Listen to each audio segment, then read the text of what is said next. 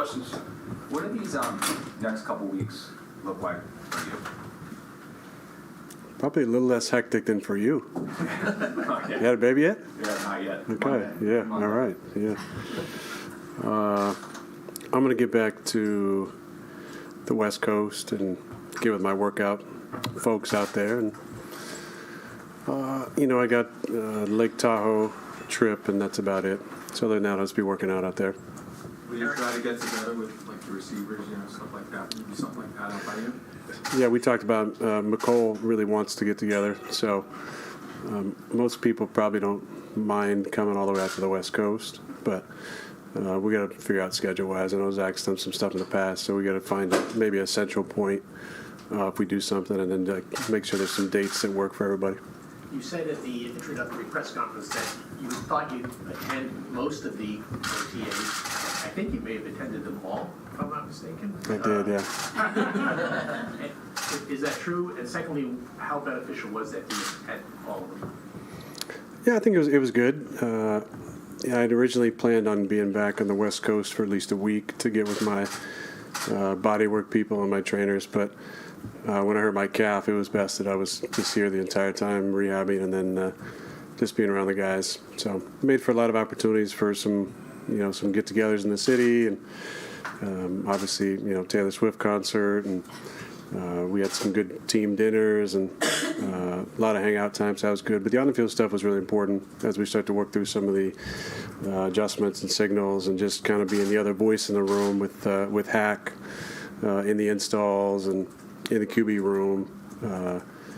It was a lot of fun, actually. The last 6 weeks have been about the most fun I've had in a while. So it's fun to come to work and be excited about what we're doing. We got a great quarterback room to be able to work with Todd Downing and Rob and Hacks in there all the time. And, we get some other randoms come in and sit in the room, which is nice, too.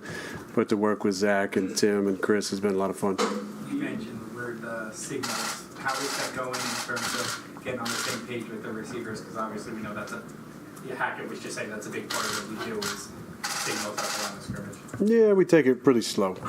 We get some simple ones to start, and then we'll start amping them up once camp comes. But just ease into that, test them every single day. The fun part is in the walkthroughs to not just turn your brain off and be a robot. Test them on signals, test them on cadence, test them on alignments, and slight adjustments we might have talked about just in the locker room. But it's been good. The guys pick it up good. There's been some young guys that have been really impressive, I think, in the camp. You always got to temper expectations because there's no pads on, there's no contact. But I would say that 16 and 82 really had nice camps as rookies. And there were a lot of other guys that flashed, the older guys. I thought Irv had a really nice day today, which was nice to see because he worked so hard. But it'd be exciting to get Randall back and McCole back and Conk back and Brees back. There's a lot of guys who are going to be part of this offense that we haven't seen. But the guys that we've had, I think we've done some nice things. Given that, how do you feel about the fact that you're not going to have a mandatory minicamp? You have a lot of guys who haven't been worked in yet. And Hackett said you're still far away from where you want to be and need to be. That's coach talk. I like where we're at, and I appreciate, as every player does, that Rob cut the last week. We have the first preseason game that everybody loves, the Hall of Fame game, which means we come back a week early. So giving us some more time out of the building, I think, is really important for guys to at least take a week to vacation, to clear their head before they get back into their schedule of off-season training. I think it's really important. So I'm glad we have this extra week. I unfortunately didn't plan for it, so I'm going to be around for a few more days. But I'm excited to get away, refresh, and then come back, ready for the journey. Do you plan on getting the guys, because you had this off-season program, but do you plan on a passing camp, receivers, defenders, running back? Do you plan on getting everyone together in California at another location to join this? I'm sorry.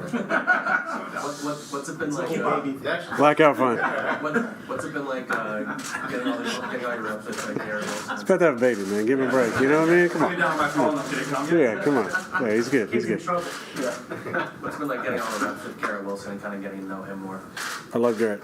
I mean, awesome awesome young kid. You know, the whole world in front of him. He's got all the talent and ability. You need your best players to be the best people on your team. He's definitely one of them. Love spending time with him. Love just watching him. I mean, there's at least one time of practice he does something. He kind of looking back at Todd and Hack and Rob. I was looking back going, wow. So that's exciting. But the thing I like and that I'm encouraging is, you know, more communication across the ball. We got at some point, you know, possibly the best corner and the best receiver in the NFL. Is a legit possibility, I think, for those two guys. Maybe not this upcoming year. I still think Devontae is in a league of his own. But those two kids are so talented. But I want to see just more communication between really the whole team. I think that's how we take the next step, is to talk about the things that give us the most issues, to talk about release issues and also what's hard on Garrett. And then Sauce, you know, telling Garrett what's hard on him. So, but I think right now we got good communication with those guys. They battle, they compete. I love DJ Reed on the other side. He's another great guy and a tough competitor. MC in the slot. You know, I remember last year when we played the Jets, felt like we wanted to get after MC, and after the game, I think everybody was like, he's a pretty damn good player, but also a good person. So I like where we're at as a team. We got a lot of guys that haven't, you know, suited up with us that are going to, you know, have a chance to play important roles. Obviously, Mekhi has been out the off season, so excited to see him getting pads and see where he's at in 40 days. But as opposed to what Hack said, and I love Hack, I think we're exactly where we need to be right now. Take a couple more. With Zach, Yeah. it's a weird situation, right? He was the guy here for 2 years, and now he's taking a back seat. How has he handled that, and what have you seen from his approach? Yeah, he's been incredible. You know, he hasn't made my life hell every day. He's been a joy to work with, and I give him so much credit because it's a tough situation. You know, what he went through, you know, the frustration last year, probably a lot of the words that he heard from people, and if he's checking social media, whether or not he has that, I don't think he has Instagram, but, you know, that can be tough sometimes to deal with that. I think as a young player, the confidence is so important. So my job, Hack's job, Rob's job, Todd's job is just to continue to encourage him and help him build that confidence back up. But I think if he can step back and look at what he's accomplished this offseason and see where he's at from the first day I got here, which wasn't the first day, to this last day, I think he's done incredibly well. And the key for him is just, you know, growth and learning. And then kind of building everything back up. I think we stripped down some of his fundamentals, and I think you've seen him throw the ball on time and make accurate throws and good decisions, and I love it. I mean, sometimes the best thing that happened is, you know, like what happened. I, you know, popped my calf, and then I'm on the shelf for a few days, and he gets a chance to take a ton of reps and make some mistakes and learn from those mistakes. But you know, him and I had a good friendship coming in. We spent some time together off the field, and I have a lot of love for him and even more respect for the way that he's handled things and made me feel welcome and important, and also just been in my hip pocket learning a ton of questions in the locker room, in the media room, after hours. And I love that because I feel like that's a big part of my role here, is to not just play at a super high level for this team and help us win, but to make sure he's ready, you know, when his time comes, and I really enjoy that opportunity. Last question. You've obviously set the all-time standard for interception percentage, yet you've always been aggressive attacking tight windows. How have you balanced those two things over the years, and is that something that's more innate, or was that coached into you at some point in your development? Yeah, when I was a sophomore, I had a coach by the name of Ron Souza, who I love, just went into the Chico Sports Hall of Fame. I got to send a little blurb for him, but he really challenged me about ball security and basically said, if you turn the ball over, you're going to be sitting on the pine. So from that point forward, I realized that ball security is directly related to job security. And at the same time, when I became much more fluid with my fundamentals, it allowed me to throw the ball on time and rhythm and balance. And when you do that, you can be a lot more accurate. When you're more accurate, there's going to be less opportunities for interceptions.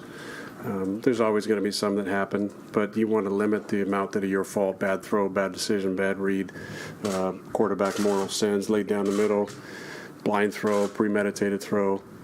So if you're avoiding those, you're going to be at a low number, and then at the same time trying to be opportunistic, but you're picking your spots. Every throw is a percentage-based throw on what the highest percentage completion, lowest percentage of negative play, and then no one wanted to throw the ball away. So I think it all comes together, and there's been, some years where I've really taken care of the ball well. Last year, not quite as much, but hopefully that was an anomaly. I'm sure it was. Thanks, everyone. Appreciate it. Thanks, everybody. Have a good summer. Is it the other in LA? I don't know if I'll be out there. What is it? I think it's end of